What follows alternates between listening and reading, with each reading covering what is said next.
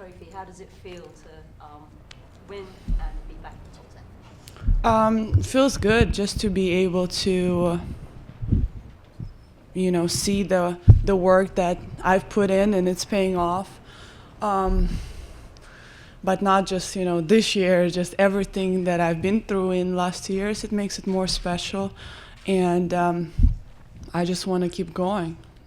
I want to keep improving myself as a player. I was very, I would say, brave to go for things that I haven't maybe done as much before in the matches. I was more aggressive. I start to use my serve the way I want to use my serve, and sometimes it doesn't work necessarily, like a couple of matches this week, but having that big goal in mind and going after it, that's something that makes the momentum shift on the big stages. Is it fair to say that with 5-2 in the second set you got a bit tight? No, I don't think I got tight. I think I changed a little bit what was working. And she grabbed that opportunity.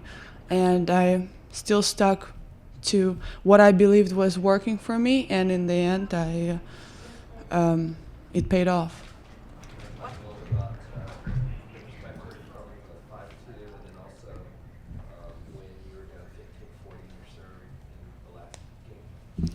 Um, 5-2, as I said, I felt that I did a little bit too much than I should have. I didn't have to go for bigger, better, necessarily. But sometimes when those moments you think that, oh, I'm about to close the match or whatever, you need to do more. And that can obviously didn't work out for me. I missed a couple of very short balls. So on the 5-4, I just went for my shots. I stuck to what I believed was working for me and got me to that point of break serves and holding well and just playing my game. What do you think made you more brave and aggressive in this match compared to previous matches? This atmosphere or Serena or? Just me. I guess my approach to that, my mentality to do things that I've work on in practice and really apply them to the match, because sometimes you do so well in practice but you can't really transfer that, or you second doubt or self-doubt, whatever it is, and I didn't. How important was the serve on the big point, especially when you stayed 11 out of 12 break points, which is pretty impressive against a player like Serena. So Yeah. what was your mindset being able to go for it on those points especially? Well, I have to go for it. She's not a type of player that if you're gonna play safe, she's gonna give it to you or she's gonna miss. You really have to go out there and take away, because there's nothing coming easy. So my mentality was to just stay calm, do what I think is right, play aggressive, play my game, and figure it out from there. I just really try to stay in the moment. Whatever I can do, whatever the score is, the next best point, what I can play. Obviously, So I'm going to say the consequence of the win put you back into the top 10. It's been a while since you were there. What are your thoughts on getting back in there?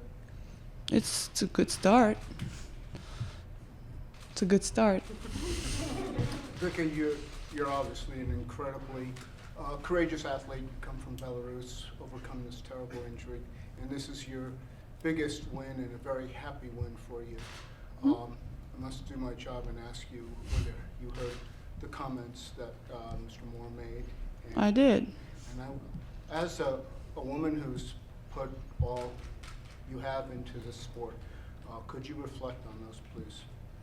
I think it's something that, again, we have to, work through as women. Men don't get those comments, and I don't want to address or insult anybody like we got a little bit. But I have just spoken to Paul, and he apologized. And my thing is, I don't understand any man comments in general towards women, because as simple as that, every single person on earth was brought and was born by a woman, right?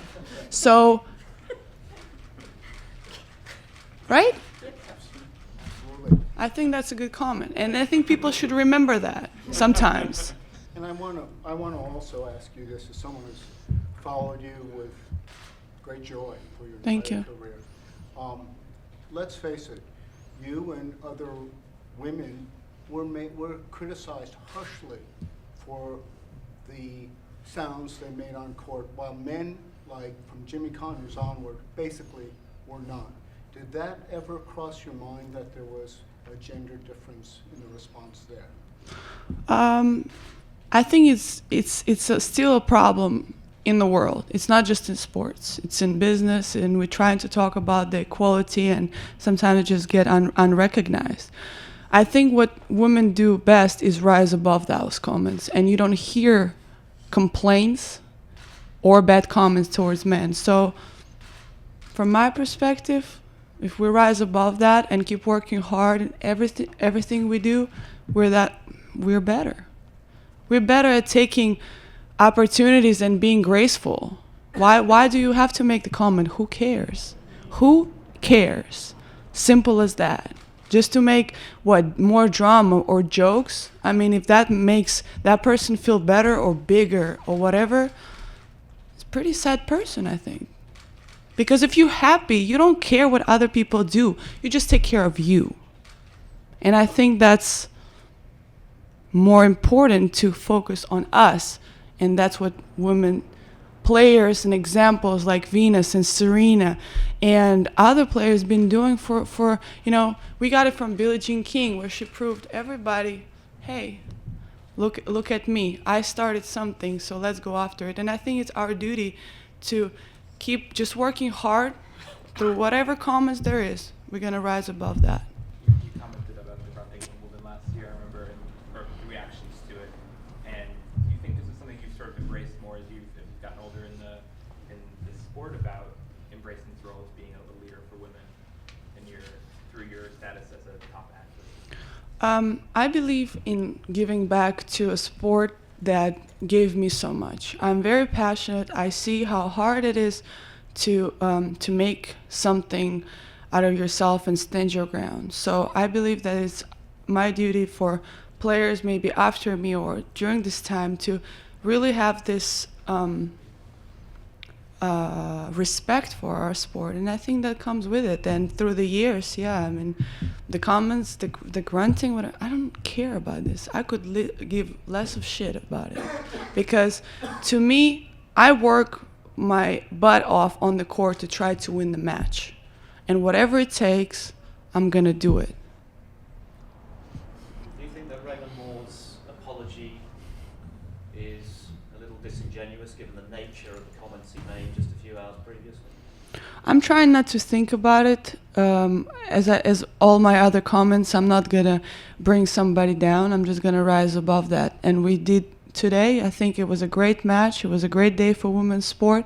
And isn't it International Happiest Day or something like this? That's what I heard. So why can't we just be happy and enjoy and support each other? Because that's what world is missing a little bit. It's the support towards each other, not just bashing and who is prettier, who is this, who has more, who has less. Let's just take care of each other. Speaking of the match. Thank you. You have now beaten Serena in the finals 4 times. Nobody else has ever done that. How does that make you feel? Good. I mean, I don't give that too much attention. I'm very honored to play against the best player in the world. That's what I said on the court. I really mean that. She absolutely transformed women's sport. Her and Venus brought something unique and lifted it up. It's at its best, as I believe, physically, the power, the intensity, the records that I'm pretty sure she's going to break at some point. But just to be able to watch that and get inspired, for me, that's more important. I'm happy that I won, and I'm going to next time I'm gonna play, I'm gonna try to win again. But just being able to play on big stages against the best player, that's something that I want to do every single week. How much did you miss all this? I don't mean the controversies, but on the court and the victories, all that. How much did you miss it during those periods when you were away from the game and trying to get yourself physically right again? A lot. It's something that I love to do more than anything else in the world. But whatever time I had injured, whatever, it made me better, it made me stronger. So in a weird way, it had to happen for me to grow. So I don't look back at it as a bad experience. I just learn from that and move forward. You've spoken about the importance of your grandmother and your relationship. This is a big day for you. If she were here, what would you say to her? The beauty of my family is that they don't care about Vika as a tennis player, as a champion. They care about Vika as a human. If I was acting bad or saying something bad, she will tell me something. But if I win, they're obviously happy for me, but that's not going to make them more happy for me or not. This is what I love about my family. In Australia, after a tough day at the office, you said you give yourself permission to be pissed off. But Yeah. today, on a wonderful day at the office, what are you going to give yourself permission? I'm gonna eat some ice cream. I haven't had any sweets in forever. I was a little heavy last year, so I was on a diet, so now I can treat myself. Flavor and brand? Brand, I don't know, we need to work on that, right? and and definitely chocolate ice cream.